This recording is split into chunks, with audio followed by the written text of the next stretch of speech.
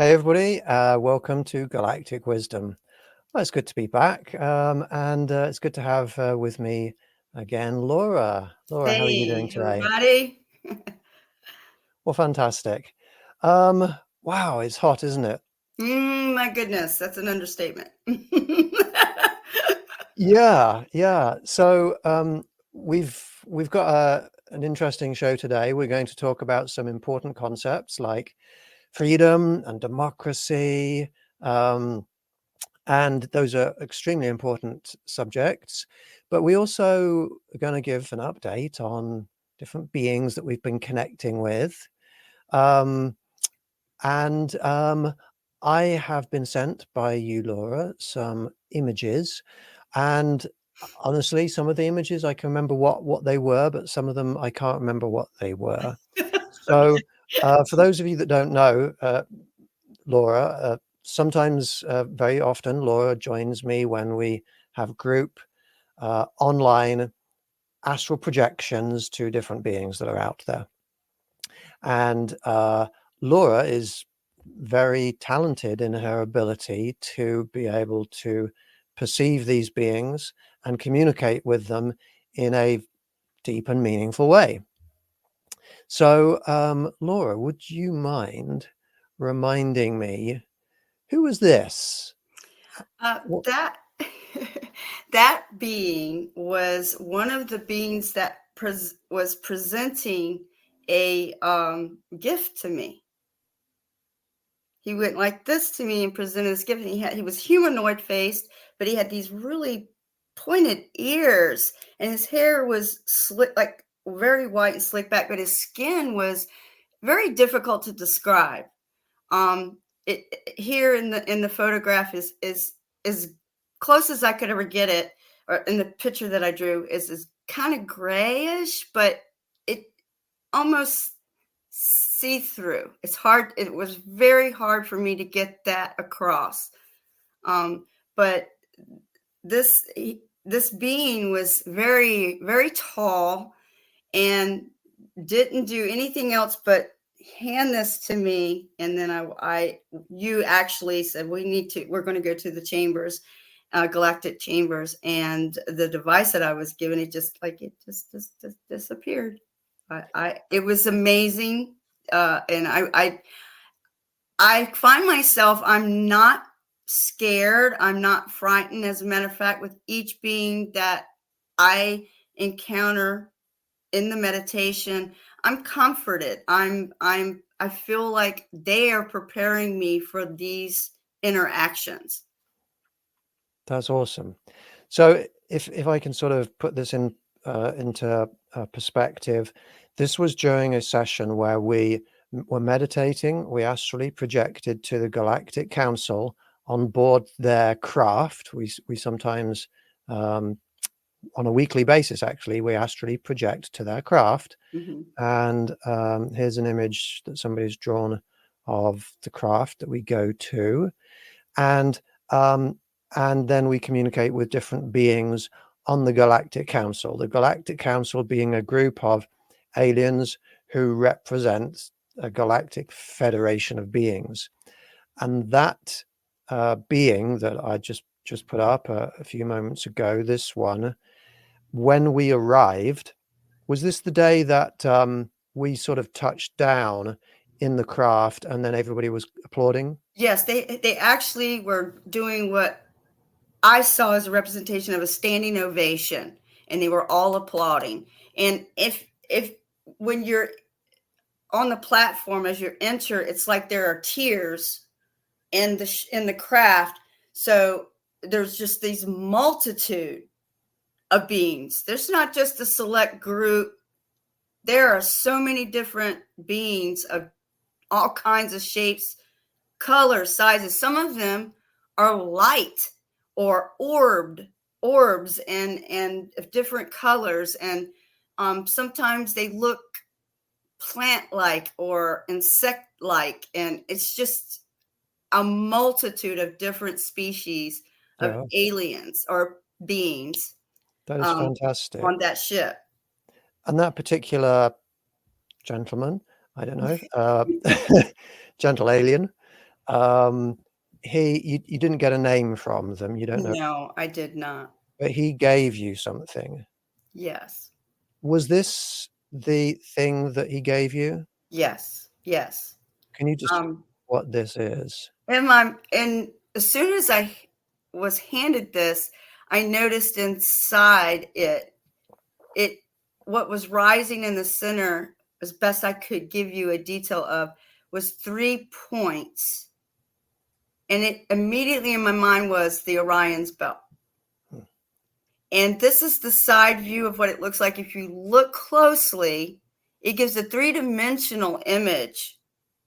So it rises up from the center of the device. But if you look closely, it is very thin, no thinner than a cell phone, Yeah. a new cell phone.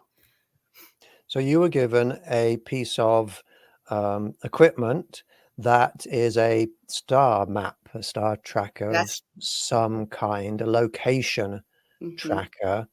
And it seemed, am I right that it absorbed into you somehow? Yeah. I had it tangibly in my hand. I could feel this. I could feel this. But then when you said, okay, we're going to enter the galactic chamber, all of a sudden, as I turned, it vanished from my hand, but it entered here. Yeah. It's the only way I can explain it. Wow. Thank you. And as I said, for people who are joining us, people who are watching, we are going to talk about peace and democracy and some other things like that in a minute. But we're just recapping on some of the images that Laura has drawn in our recent communications. Can you remind us who this being is? That is the Eben. And you must forgive me because as an empath, I'm extremely emotional. I feel other people's feelings, and even the aliens, I can feel their emotions, and it becomes mine. It's something I'm working on because this being here, and I have to say it's a gift, what was done. But one gift I wouldn't want anyone to see, okay? And I say this strongly. Because they gave you a message, and it was an upsetting message. Extremely horrific, upsetting message. What was the message? What did they show you? The end of the world. We're just going to put it just as blunt as that. The destruction of Earth caused by mankind. This is one of the first stages, and forgive my, I call it third grade drawing, but this is the cities that I've seen burning. There's just fire. The whole planet is consumed because the first thing that leaves is the water. The first thing that goes. And then there's nothing but such dryness, such heat from the sun is burning our planet. And that's the beginning, like stage where the ozone layer is gone and our planet is starting its stage of death. I did not draw the other vision, other things I have here that are embedded. I'm so sorry. That's okay, because they're too upsetting. I don't want you to linger on those or dwell on those. But you were shown images of the Earth burning, and it was upsetting. And they weren't just trying to give you a nightmare. They weren't. They were trying to give you a message that this stuff is in our future. And we need to wake up to this. We need to start doing something about it. Is that correct? This is a grand possibility of our future. We can change this, though. I was told that. And I also was told, I have a knowing that they said I was strong enough to do this, although I disagree. but I was strong enough to see this, and this is part of my job, to get this message and share it with you, Rupert, and share it with the entire world. It's not a singular thing here. It's not about a group. It's about every human being, every government on this planet. Yeah. There's one more image I'm going to show that you drew. That's the mountains and forest terrain burning. I have a question for you, because that's an image that you drew, I don't know, probably what's the date here? That was about a month ago, right? Yes. That was about a month yes. ago. This is a photo that was taken 2 weeks, a week and a half ago. Close to my house, when my house, my community was being threatened. Yes. And that seems remarkably similar. Yes. When I look at that and I look at this.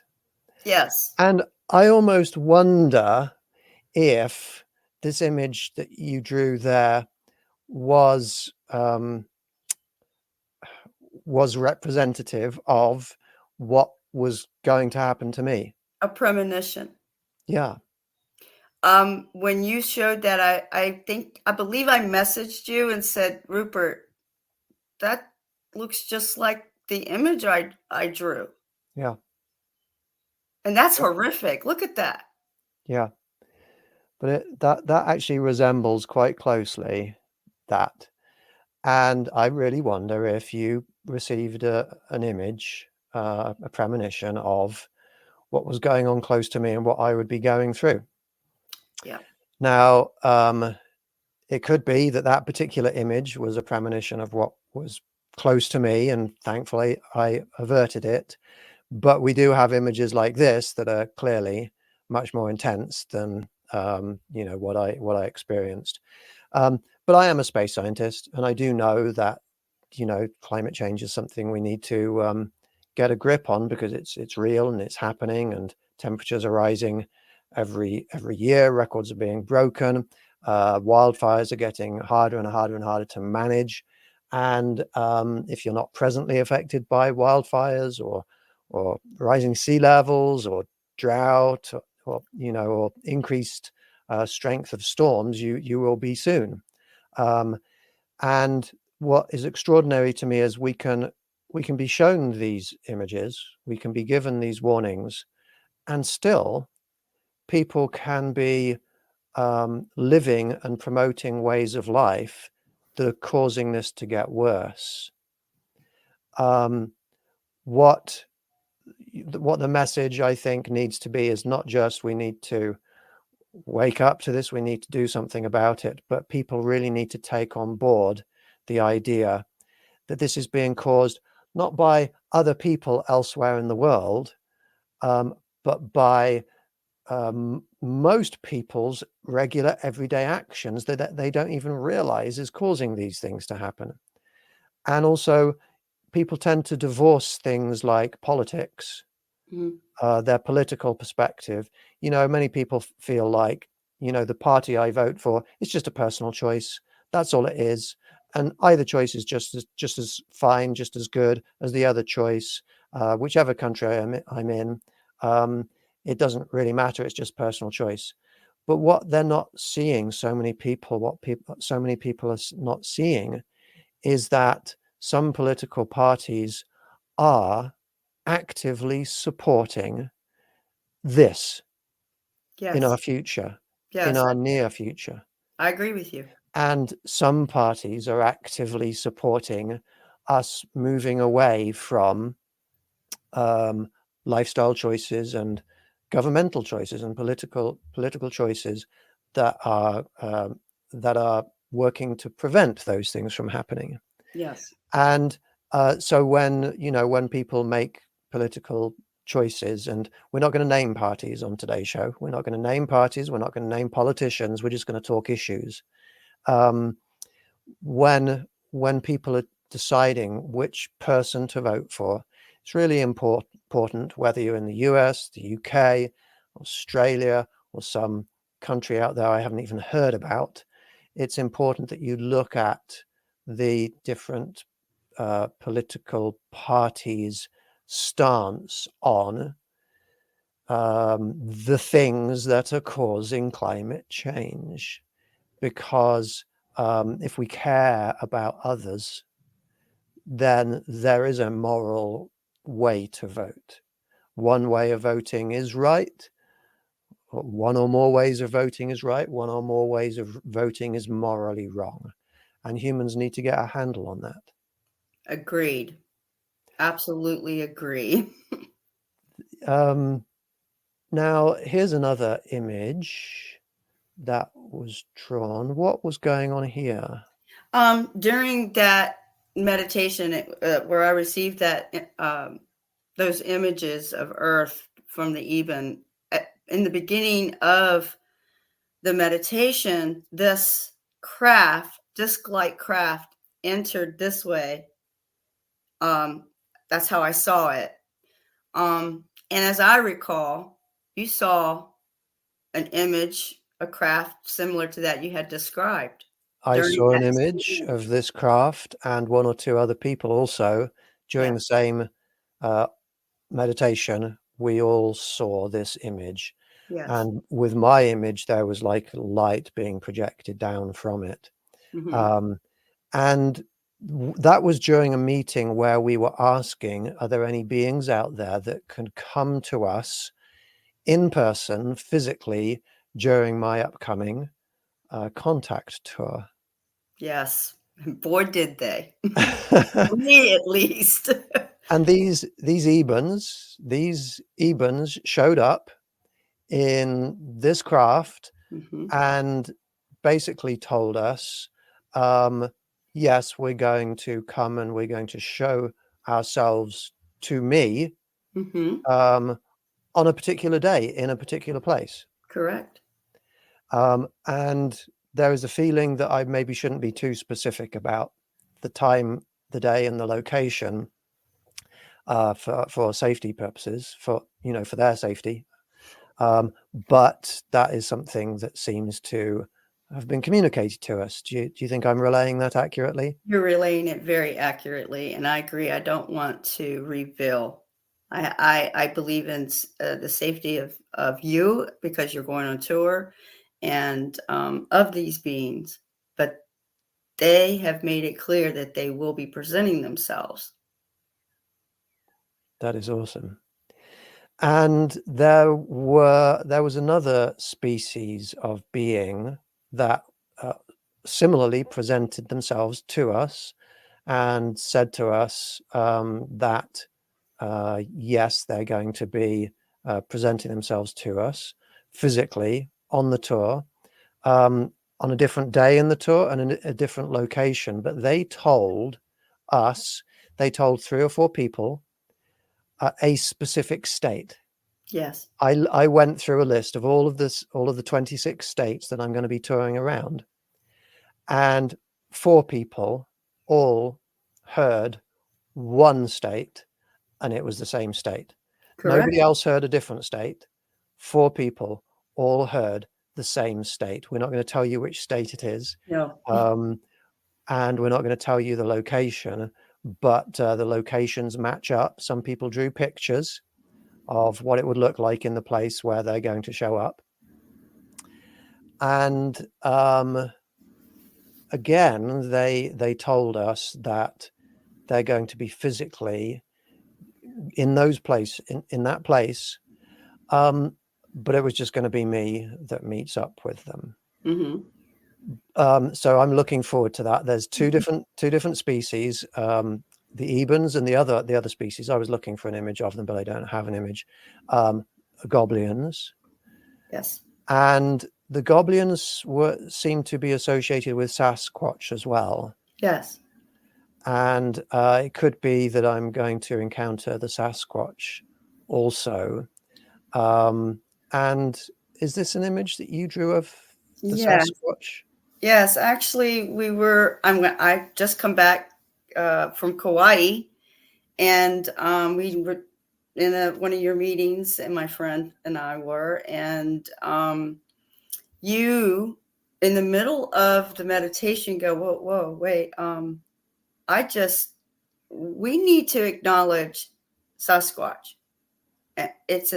We need to acknowledge Sasquatch. So the meditation further continued. And as I've tried to describe before, I don't really see like that. I see silhouette of energy, but I have a knowing of what that energy or entity is. Right. Okay. And in the corner of the living room of my friend, all of a sudden I could feel this radiated immense this presence coming forward. And when I looked, it was just growing. It was super tall, about 10 feet. And I said, well, can I see you clearer? And in my mind, that's what I saw. But I quickly did what I call a fast sketch, real fast, just to get it out. And then there was information, like they were speaking, and automatic writing started happening. A lot of these things are a little bit new to me, but all I kept writing over and over and over around this fast sketch was help, help, help, help, help, help. Oh yeah. Help. And I'm not sure if I have that. Yeah, there that's it is. That's this first sketch. Yeah, and this happened July 9th. What do you interpret the message help as meaning for this Sasquatch that showed itself to you? It all relates to what we're doing to this planet. We are also hurting those who are on our planet living undetected. Yeah. It is destroying them too.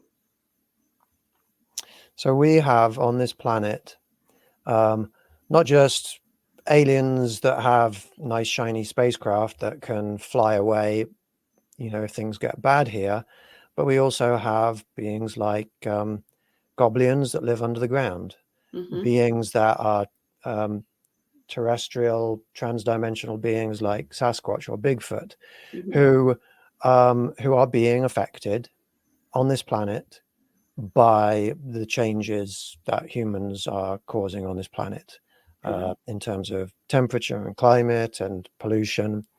And they are asking us for help. So we've been asked by the goblins and the Ebons and the Sasquatch for help, specifically messages asking us for help. So I am going to meet up with them, all three of those species.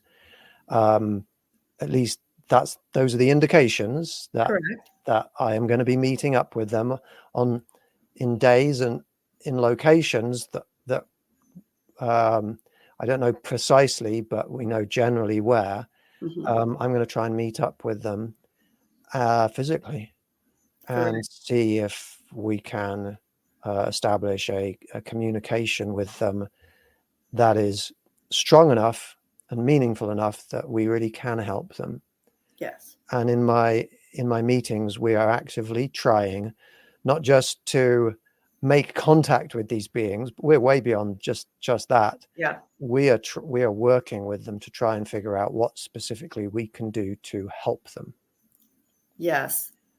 They all have said, you will know the physical presence, but to also watch your instruments, watch your data. And they also said that even those who meet with you in that particular, wherever you're going, that they will be comforted, basically, not to be afraid, because they're going to experience physical things that they may not ever felt before. Right. So one of their messages is that my technology, my equipment, is at some stage going to pick them up. Correct. While I'm on this tour. I so hope that is in video form or photography form. I so hope I can get a selfie with the Ebens. I would love that. I would too. Yeah. I think it would. People wouldn't believe it if I did count. The better the shot is, the less people are going to believe it. But there you go. But also the people who are coming to my events. Yeah. These beings, they are going to be there. They might not be showing themselves quite as solidly and physically to the whole group as they will to me when I'm by myself, but they will be there, and there will be ways that we may be able to see them, maybe a little bit more distant in the sky, or maybe feel their physical presence on the ground. Correct. So for those people who are listening to this show thinking, how do we get involved in this? Here is my tour schedule. And I am, this time next week, I'm going to have left my home. It's less than a week. I will have left my home. I will be traveling towards the first event, which is in Santa Monica. And on Santa Monica Beach, we are going to have an event, and then in Joshua Tree, and then in Phoenix, Arizona, we're going to try and connect with the beings that were responsible for the Phoenix lights. We're going to go to Sedona, Overgard, where Travis Walton was taken way back in 75, I think it was. Roswell, where the famous crashes were. Aurora, Texas, where a less famous crash was. Let's see, the Phoenix lights happened in 1997. The Aurora crash happened almost exactly 100 years before, in 1897. I was wondering if there was some kind of a century mark, the reason why the Phoenix lights came in. But yeah, you can see there's a lot of different places where I am going to be on tour. Towards the end of the tour, it's going to get very exciting. I'm going to go to Devil's Tower in Wyoming, Skinwalker Ranch in Utah, Las Vegas, where the tall white beings are there. So if any of you would like to come to any of those events, then, well, the quickest, easiest way for you to find out all the details is just send me an email and say, hey, Rupert, I want to come on tour. Tell me where you would like to come to the event, and I will let you know. I will send you all of the details, because there's like a huge, vast, big file of details, and I will just send the details specific to the event you want to come to. So that's all exciting. It's very exciting. How exciting is that? I'm kind of like jealous, because I would like to be able to attend, but I won't be able to any of those. But I mean, that's super exciting, and I am a part of at least having some knowledge, personal knowledge, and that alone is super exciting and honestly very humbling. Yes, it's pretty intense to know that we're having this level of communication. You would expect this is the kind of communication and activity that maybe people high up in the government might be happening, and we're having it, and we're nothing to do with the government. We're nothing to do with the military. We're just regular people, but they are choosing to communicate with us because they like our approach, and our approach is a peaceful approach, a constructive approach, an approach based on the idea of universal peace, universal love, universal happiness. And also, we're willing to open up our minds to learning from them. That is true. We're not going into this with preconceived ideas about what we are expecting to happen. Or preconceived ideas about reality, about the world we're living, and we're open to learning new things. So the title of today's show is, what is it? Freedom, Democracy, and Peace. So I'm going to talk a little bit about that, as well as sharing our interactions with our alien friends. This show is called Galactic Wisdom, and we hope to be able to get people to think a little bit about things that push us towards being a wiser society. Now, I understand that some people will think I'm talking politics, and some people will therefore tune out to that, because if it seems that my political views are opposed to them, then it's like nothing I would have to say is of value. But that sort of viewpoint is not going to help this planet to move in a constructive direction. And in fact, what I'm going to say is not just relevant to one country. I'm not going to talk about specific parties. I'm not going to talk about specific politicians. I'm talking about concepts that are at the heart of some of our social, some of our societies and some of our political systems.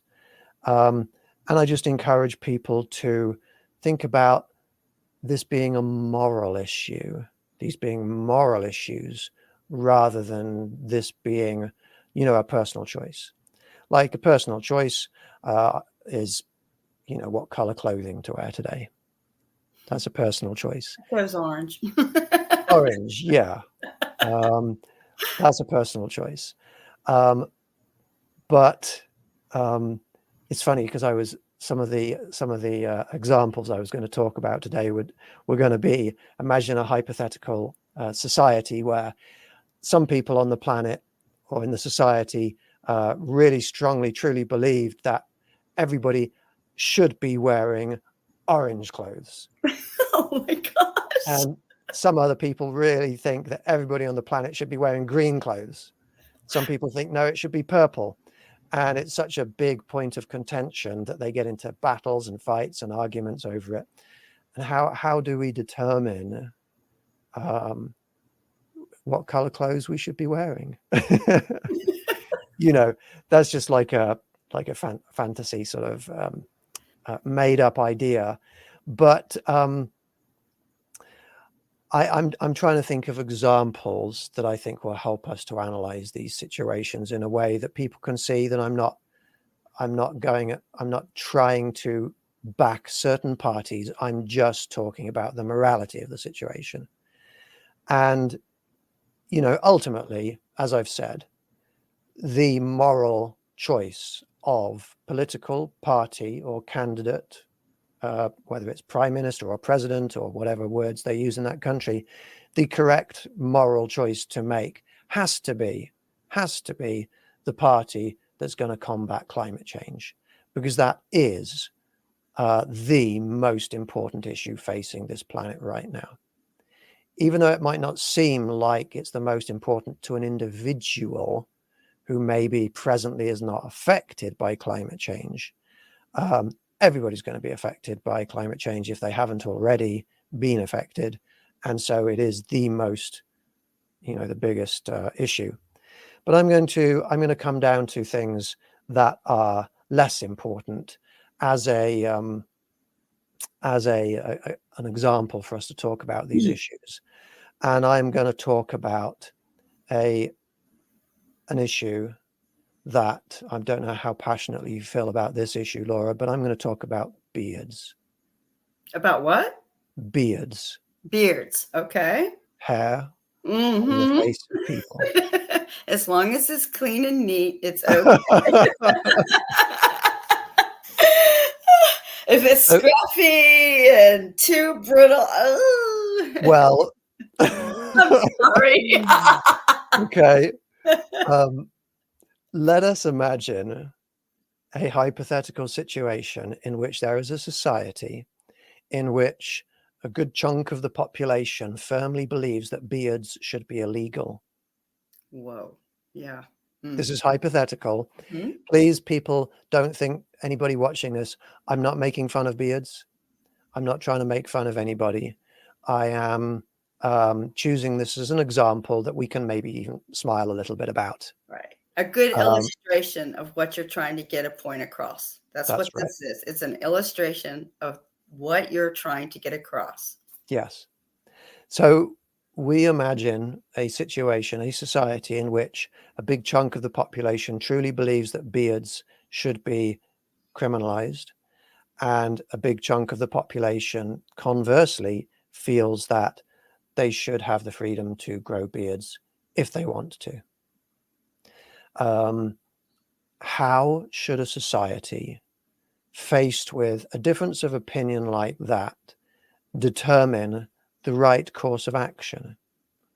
Well, they could vote on the issue, or they could vote on a leader whose stance on the issue has been made clear. Such a strategy would be called democratic. Mm-hmm. It is a strategy that where the people of the society get to have a say. They have their own stances, but they get to vote on the issue of whether beards should be legal or illegal. And then everybody has a say during a vote on the issue, or to put into power somebody who has a certain stance on the issue. That voting idea, where the people really choose, that's the basis of democracy. That's what we mean by the word democracy. And then in that society, that hypothetical society, you would get an answer. You would get a result where either beards remain legal, or they get, having beards becomes illegal. You get a verdict. Is that the best solution, we could ask ourselves? Mm-hmm. Well, it does mean that some people won't get what they want. Some people will, whichever way the vote goes, some people are not going to like the way the vote went. It doesn't make everybody happy. What do you think, Laura? What do you think is? Here's something, a process. My thought process here is that's a great point of view of demonstrating that control of our identities, beard, no beard, how we want to express ourselves. That's a form of control.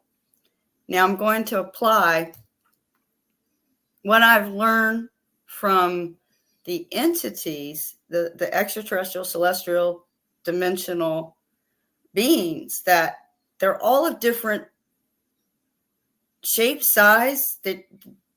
It's incredible. And they accept one another for exactly their shape, size, or we'll say identity, their race.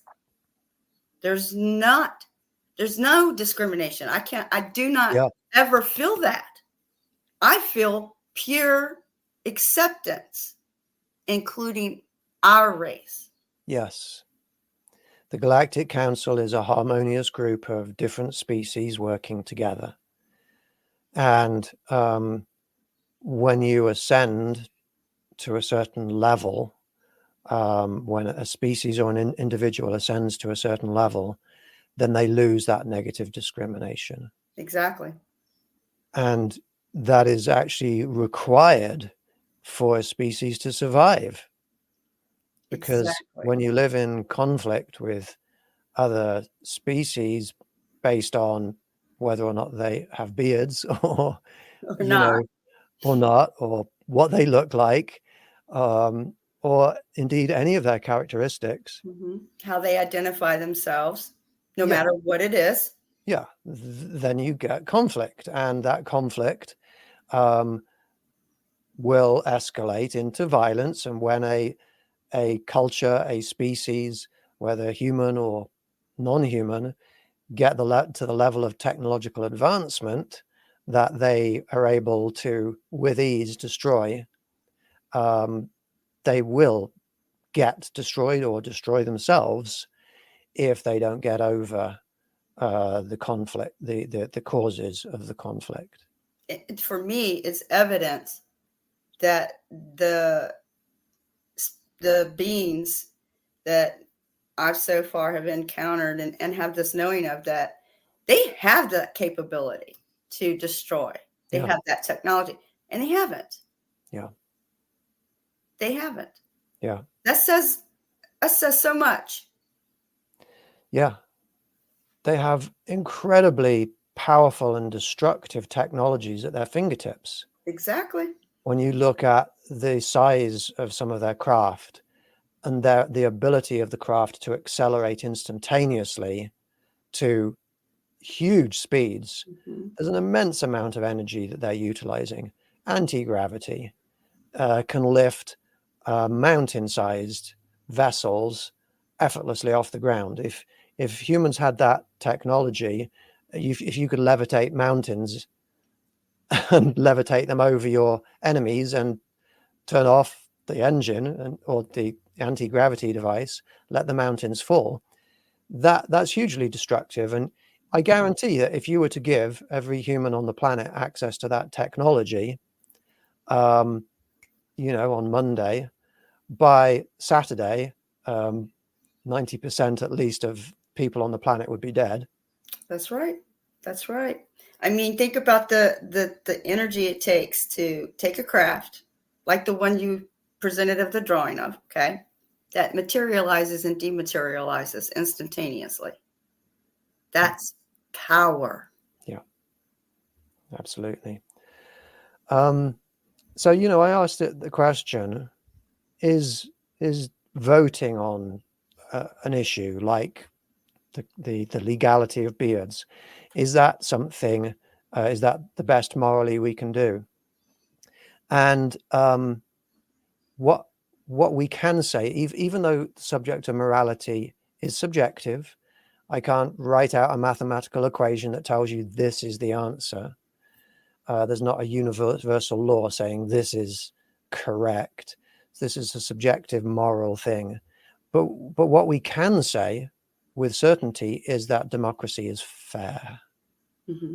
It gives everybody in the society an opportunity to contribute their vote to determining the issue or determining who gets into power and works on their behalf.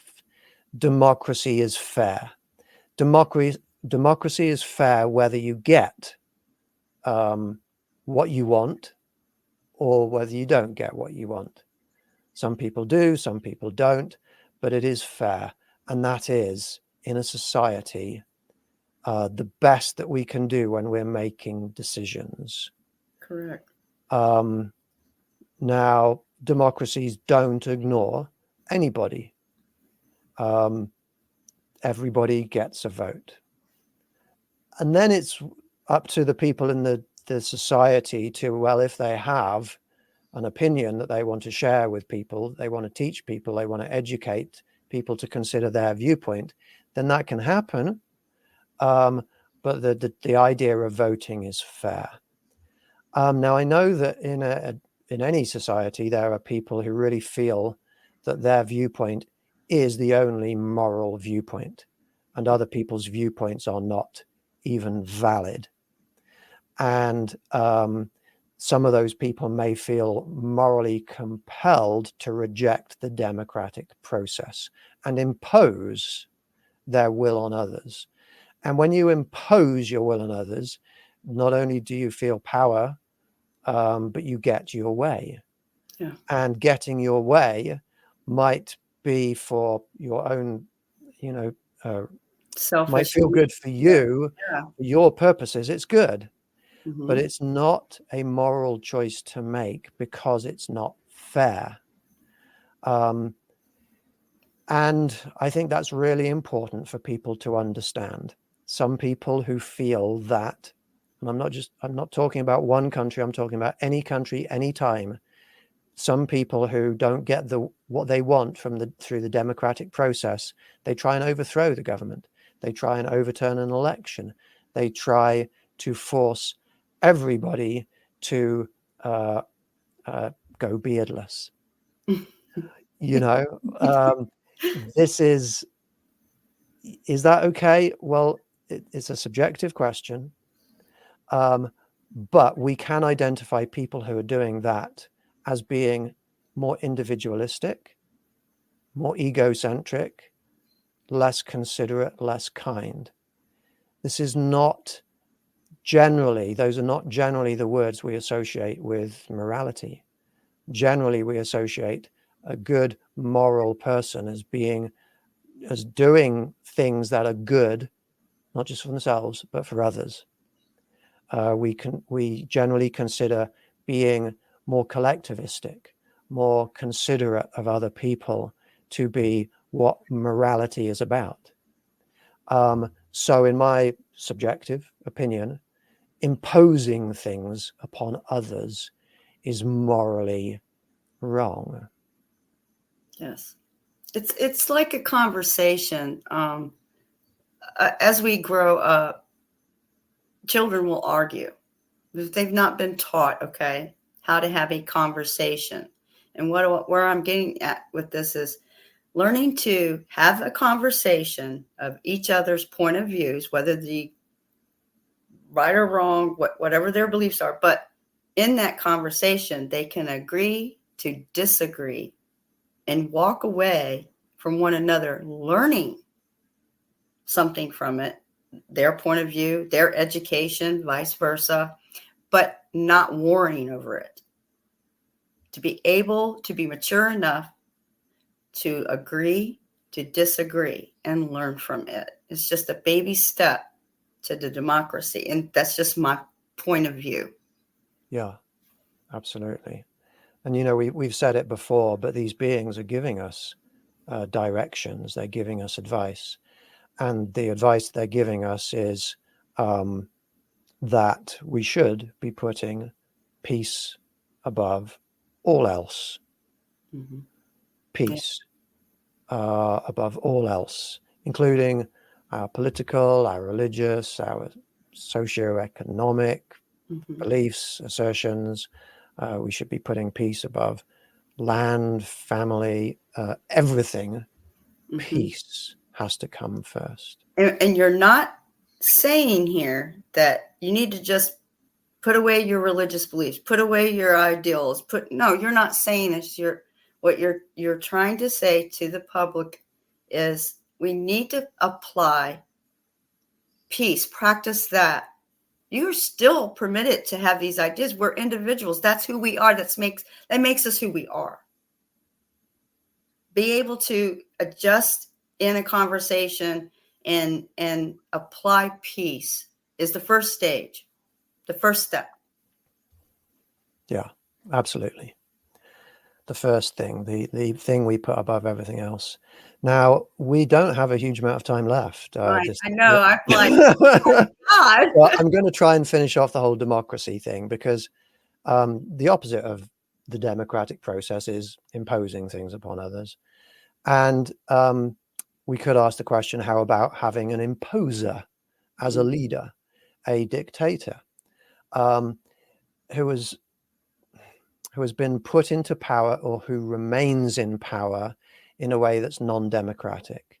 Now, maybe that might seem good to a regular person if that dictator shares the beliefs of you. It might seem like, oh, this is good. That dictator there has thinks the same things that I think. So yes, having them in power is good, but it is not fair. Right. And it is, as I've said before, it's a selfish, egocentric, individualistic, non-moral way of doing things.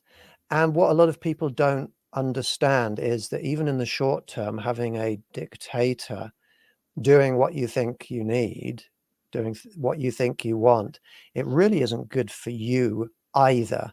Because when you have a dictator put into power, then you do not have any power.